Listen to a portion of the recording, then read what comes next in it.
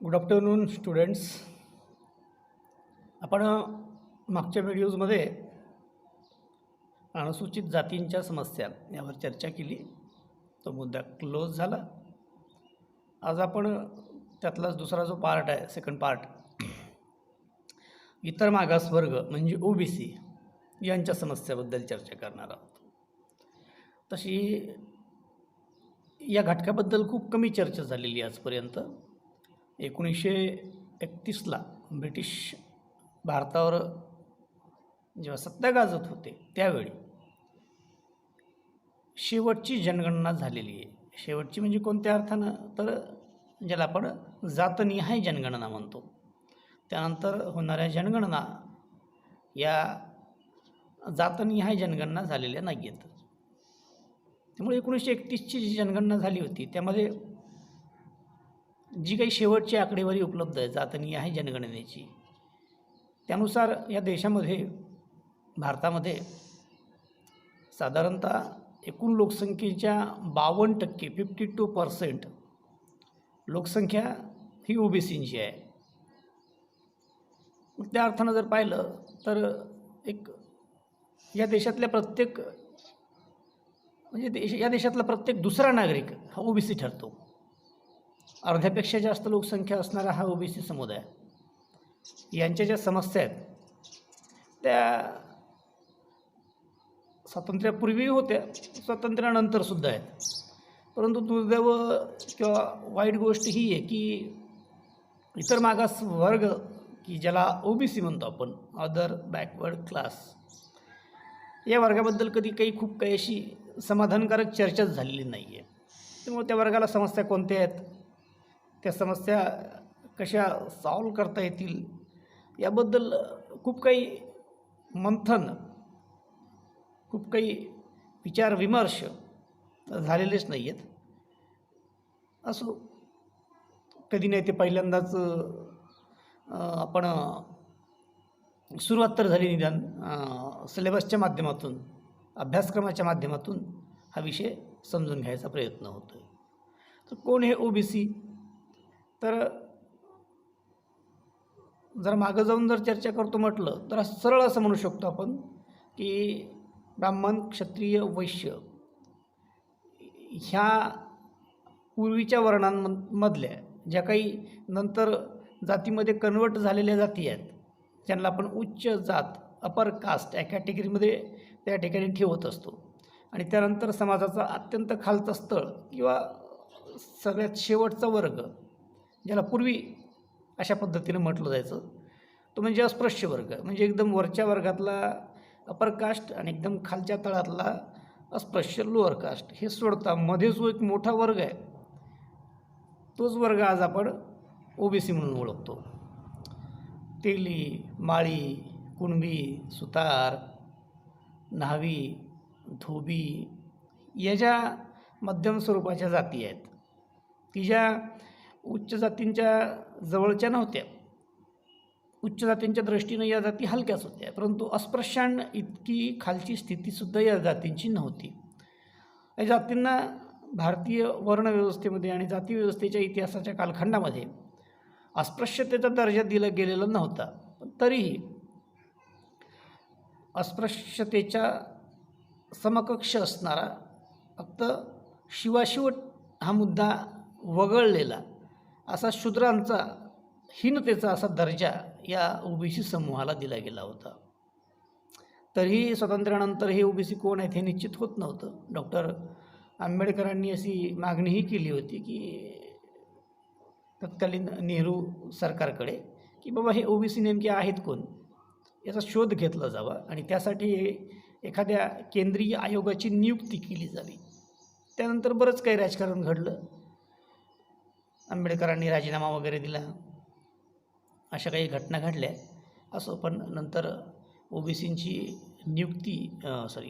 निश्चिती करण्यासाठी, कोण आहेत OBC हे शोधण्यासाठी नेहरू सरकारच्या माध्यमातून पहिल्यांदाच, तत्कालीन सरकारच्या माध्यमातून पहिल्यांदाच 1953मध्ये पहिला OBC आयोग, इतर मागासवर्ग आयोग नेमला गेला.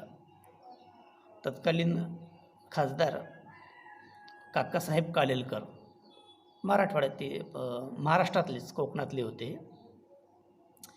या काकासाहेब कालेलकर यांच्या अध्यक्षतेखाली हा आयोग नेमला गेला, ज्याला कालेलकर आयोग म्हटलं गेलं.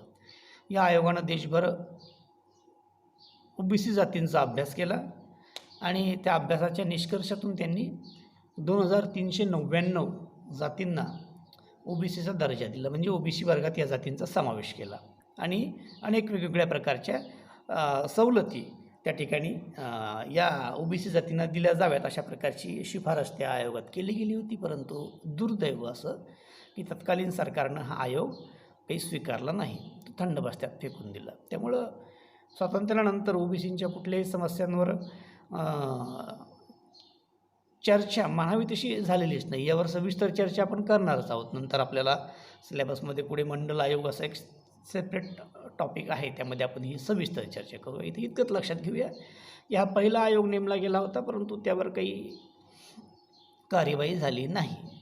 नंतर हे प्रकरण पुढची जवळजवळ 20-25 वर्षे असंच पडून राहिलं आणि त्यानंतर ओबीसींसाठी जो दुसरा आयोग नेमला गेला, तो दुसरा आयोग म्हणजे मंडल आयोग. 1975च्या आणीबाणीनंतर तत्कालीन सरकार पडलं आणि 77मध्ये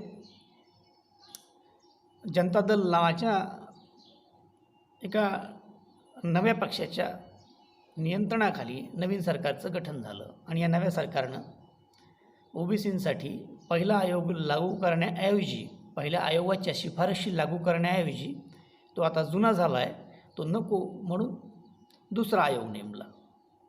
तत्कालीन खासदार बिहारचे माजी मुख्यमंत्री बिंदेश्वरी प्रसाद मंडल, BP मंडल यांच्या अध्यक्षतेखाली हा दुसरा आयोग नेमला गेला. 1979मध्ये या आयोगाची नियुक्ती केली गेली. या आयोगाने पुन्हा देशभरातल्या ओबीसींचा अभ्यास करून 3742 जातींना त्या ठिकाणी ओबीसीमध्ये समाविष्ट केलं आणि वेगवेगळ्या प्रकारच्या तरतुदीसुद्धा या आयोगानं त्या ठिकाणी, शिफारशीसुद्धा या आयोगानं त्या ठिकाणी या त्यांच्या अभ्यासाच्या निष्कर्षाच्या माध्यमातून मांडल्या होत्या की जेणेकरून ओबीसींना या सवलती मिळाव्यात.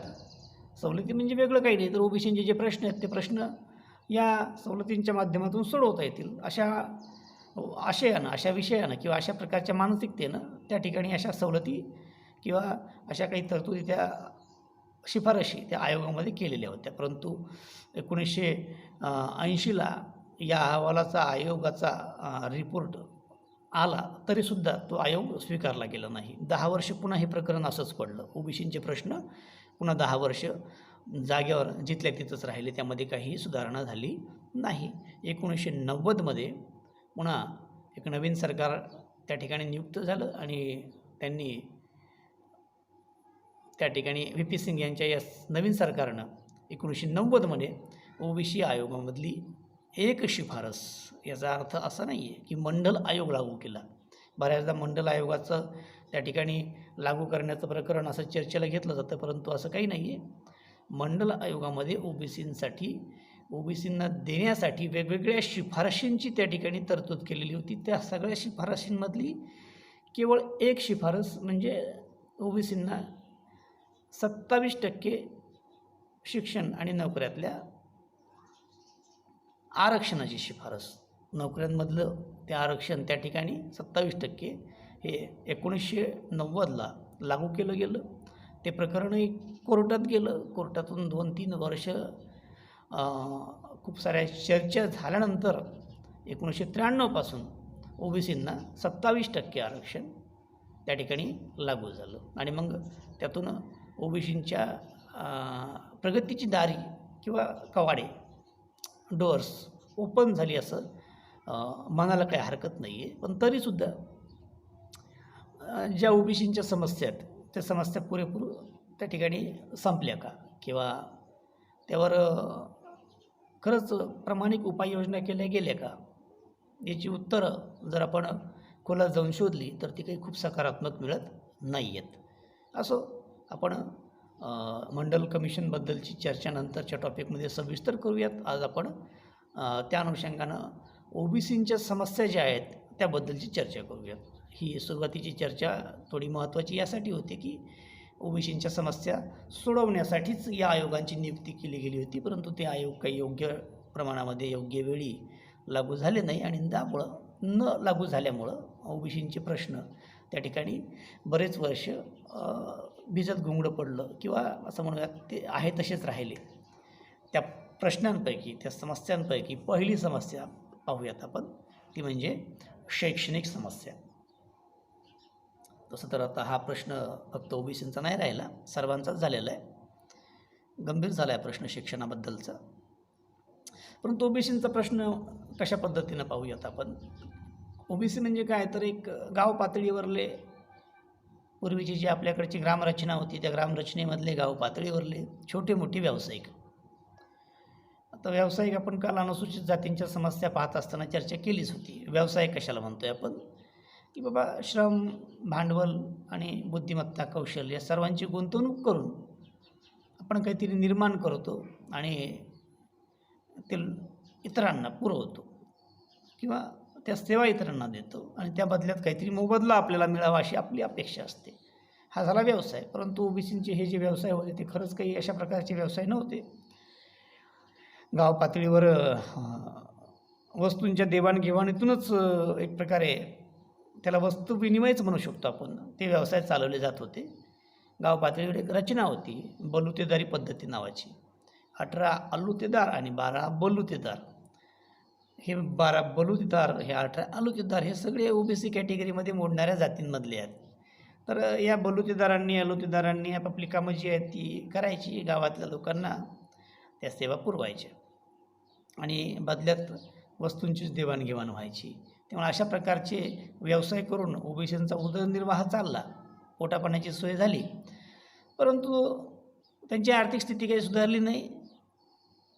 आणि या व्यतिरिक्त दुसरा मुद्दा हा होता त्यातला की त्यांना त्यांचे व्यवसायच शिकावे लागत होते, ते सोडता दुसरं कुठलंही शिक्षण त्यांना घेण्याची त्या ठिकाणी परवानगी नव्हती. हा महत्त्वाचा मुद्दा आहे आपला.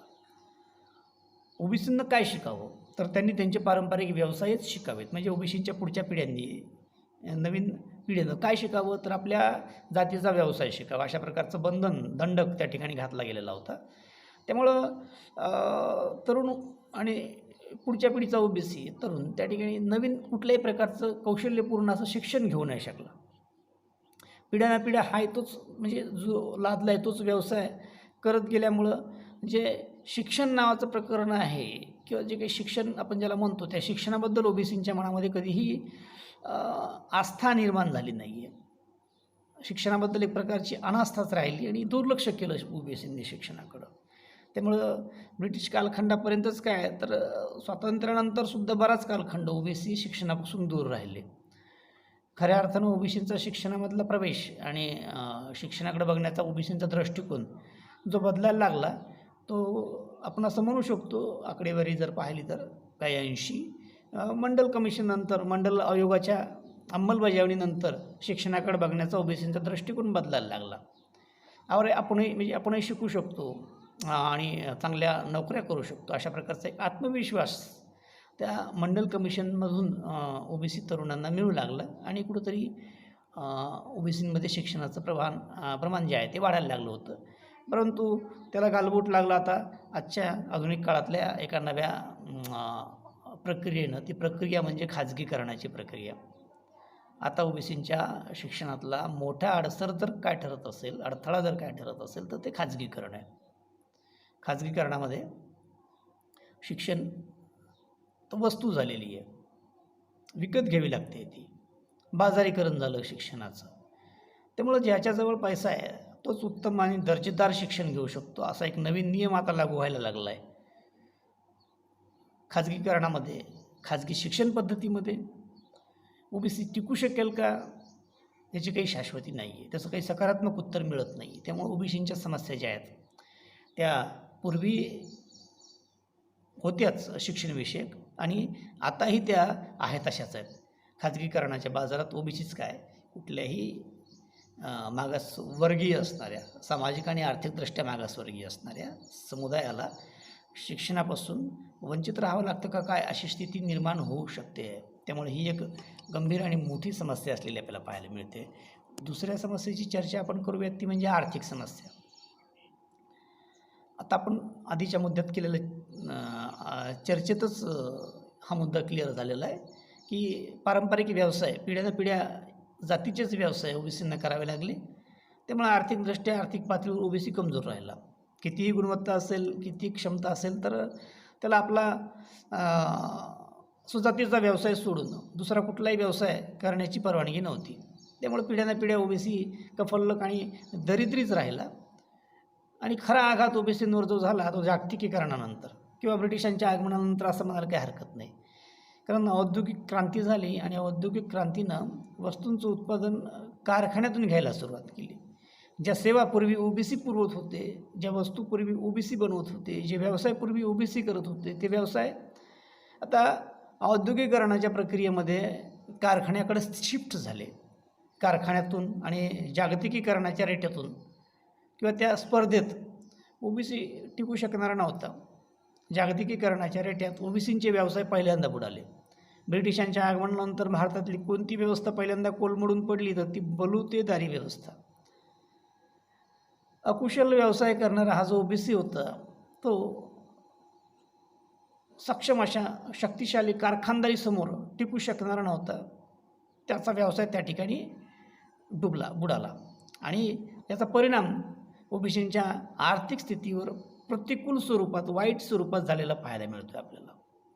असो, तर शैक्षणिक समस्येनंतरची महत्त्वाची समस्या होती आर्थिक समस्या. कारण साहजिकच आहे या दोन्ही समस्या, या दोन्ही गोष्टी एकमेकावर त्या ठिकाणी प्रभाव टाकत असतात. असो, आपण असं म्हणू शकतो इतकंच की जागतिकीकरणाच्या रेट्यामध्ये व्यवसाय बुडालेला ओबीसी आणखी दारिद्र्याच्या खाईत लोटला गेला. यात आणखीन काही इतर समस्या आहेत ओबीसींच्या, त्याबद्दलची चर्चा आपण पुढच्या व्हिडिओजमध्ये करूयात.